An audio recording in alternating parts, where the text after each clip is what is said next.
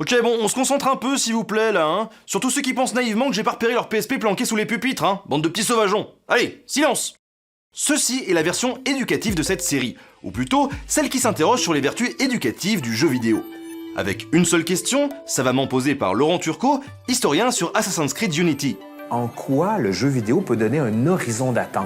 Traduction, si les jeux sont inventés au départ pour s'amuser, le public, la société, peuvent-ils en faire autre chose? Traduction, Est-ce que le jeu vidéo peut entrer dans les écoles?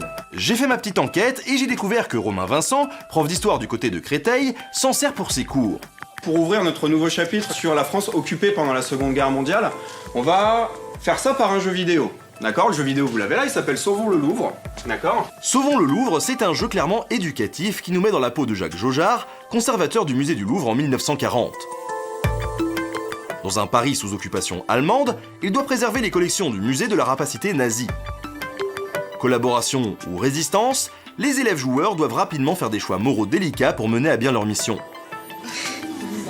C'est assez dur de faire un choix pour faire confiance du coup pendant la guerre. On ne sait pas si on peut en fait. L'idée, c'est un peu de déconstruire le discours qu'ils peuvent se faire dans leur esprit, pensant justement qu'il y avait une France qui collaborait d'un côté et une autre France qui résistait. Avec ce personnage de Jacques Jaujard qui est obligé un peu de dialoguer, de négocier entre les deux côtés. Aurait-on trouvé la solution magique pour intéresser les élèves? Demain, je te dis, vas-y, vole la Joconde. Tu sais pas, il est au Louvre. Tu vas chercher dans tous les musées. Bah, bien sûr, tu vas chercher dans les musées. Mais la Joconde, quand c'est un tableau important, ils savent déjà où est-ce qu'elle est. Faut réfléchir comme eux. Ouais, les apprentis résistants, là, on continue un peu, là, au lieu de... Allez, go. Ouais, je vois ça, ouais. J'ai pas une vision du jeu vidéo qui aurait des vertus d'apprentissage automatique.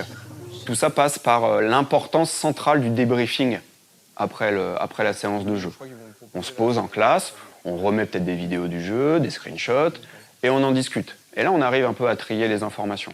Un travail que Romain Vincent fait également avec d'autres jeux beaucoup plus ludiques comme Stronghold Crusader, où les élèves peuvent l'espace d'un instant se prendre pour un seigneur médiéval qui règne sur son domaine en contrôlant la production de nourriture, les impôts, la guerre et bien d'autres choses encore. Là, ce que fait le prof, c'est qu'il met les élèves en situation pour comprendre de l'intérieur comment ça fonctionne. Et là, c'est très bien. Et effectivement, c'est même, à mon avis, la seule façon pour qu'un élève comprenne le système féodal. Si lui-même le joue, on comprend ce que c'est que l'immobilier quand on a joué au Monopoly. Si on t'explique les règles techniquement, comme ça, bon. Le monde change. Même certains éditeurs de jeux y croient, avec notamment une version éducative de Civilization, un jeu de stratégie, ou encore un nouveau mode dans le dernier Assassin's Creed Origins, le Discovery Tour, une simple balade dans le décor pour des visites thématiques et guidées à travers l'Égypte. Bon, alors, on veut savoir, ces blockbusters peuvent-ils s'ajouter aux bons vieux livres d'histoire en classe? Assassin's Creed, c'est quand même un jeu difficile à prendre en main. Et face à des élèves qui, certains ne jouent pas aux jeux vidéo, il faut bien avoir conscience de ça quand même, ça serait absolument incontrôlable. Et là, il n'y aurait même pas de plaisir de jeu si l'élève n'arrive pas à appréhender le jeu. Ok, on n'y est pas encore.